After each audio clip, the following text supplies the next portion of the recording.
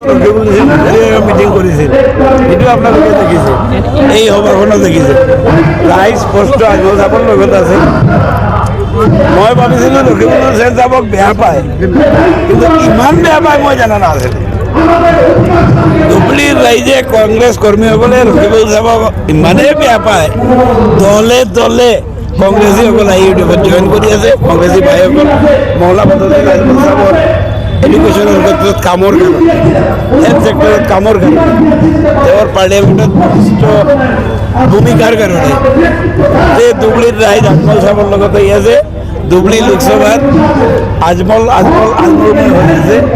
ৰকিবুল হুছেইন 1 লাখতকৈ কম ভোট পালে আচৰিত হোৱাৰ একো নাই, ইমানেই কম ভোট পাব চাবৰ বাহিৰত।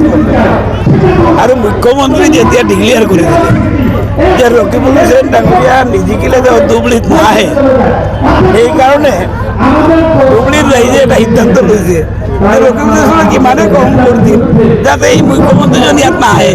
মুখ্যমন্ত্ৰী দেখিলে আমাৰ মানুহৰ খং উঠিব, গাঁও বেচবে যায়।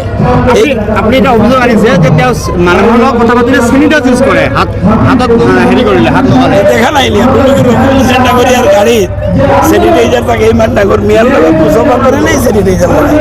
ইফতাৰ খালে 5 ষ্টাৰৰ ইফতাৰ আনে, আমাৰ যিটো খায় আমি চানা বুট খিচিৰি দি ইফতাৰ কৰোঁ, এইবোৰ নাখায়। 5 ষ্টাৰ হোটেলৰ ইফতাৰ আনি বিয়াৰ মাজত বহি তেওঁৰ পেকেট কৰি তেওঁ ইফতাৰ কৰে।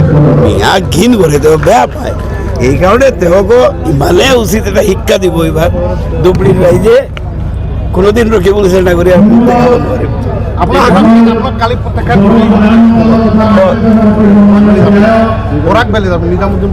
কোনো কথা পতাকা দেখুওৱা নাই।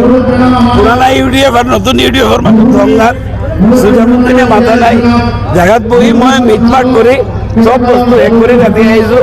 কৰিমগঞ্জত আমাৰ প্ৰাৰ্থী বহু ভোটত জিকিব, তাত কোনো কথা নাই। আগামী দিনত কংগ্ৰেছৰ ভৱিষ্যত কি হ'ব? ভৱিষ্যত লৈ অলপ চিন্তিত। গৌৰৱ গগৈ যিদিনা টকি পিন্ধি নামাজত থিয় দিছে, আমাৰ অলপ বেয়া লাগিছে। আমি বিচাৰিছিলোঁ গৌৰৱ গগৈ যদি অলপ ষ্ট্ৰংলি থিয় দিয়ে, হিন্দু ভোট বেংকত কাম কৰে, তেতিয়া বিজেপিক পৰাস্ত কৰা যাব।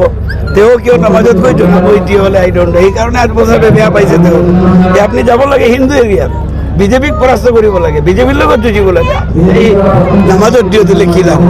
তেওঁ মুছলমান হ'লে মুছলমান হোৱা নাই, তেওঁ আচলতে বিজেপিৰ লগত যুঁজিব লাগে, যুঁজি আছে ইউডিএফৰ লগত। এইকাৰণে আজমল খং কৰিছে বুলি মানা কৰা নাই। বদৰুদ্দিন আজমল চাহাবে খং কৰি কৈছে যে গৌৰৱ গগৈ ডাঙৰীয়া আপুনি হিন্দু এৰিয়াত যাব লাগে, এনেকুৱা হ'লেতো হিন্দু মানুহে ভোট নিদিব। আপুনি হিন্দু এৰিয়াত যাওক, টকি পিন্ধিব নালাগে, আমি কৈ দিম আপোনাক ভোট দিবৰ কাৰণে। মই নিজে কেইবাবাৰ কৈছোঁ Gaurav Gogoi is the only person genuine কংগ্ৰেছী। তেওঁ বিজেপিৰ লগত, বাকীটো চব বিজেপি। তাৰমানে ইউডিএফৰ লগত গৌৰৱ গগৈৰ কিবা মিত্ৰতা আছে নেকি? গৌৰৱ গগৈৰ মিত্ৰতা নহয়, তেওঁ বিজেপিৰ বিৰুদ্ধে যুঁজে কাৰণে আমি ভাল পাওঁ, বেলেগ ৰিজন একো নাই। গৌৰৱ গগৈ বিজেপিৰ লগত চিৰিয়াছলি যুঁজি আছে, আৰু তেওঁ বাকীকেইদিন নিজানা মুখ্যমন্ত্ৰীৰ তাত বিক্ৰী হোৱা নাই। সেইকাৰণে বাকী চব কংগ্ৰেছৰ বিক্ৰী। ভূপেন বৰাৰ ডেট ফিক্স, ৰকিবুল হুছেইন CM-ৰ বন্ধু, তেওঁৰ প্ৰচাৰ CM-এ কৰি আছে, ক'ব লগা বাকী কি আছে? Thank U.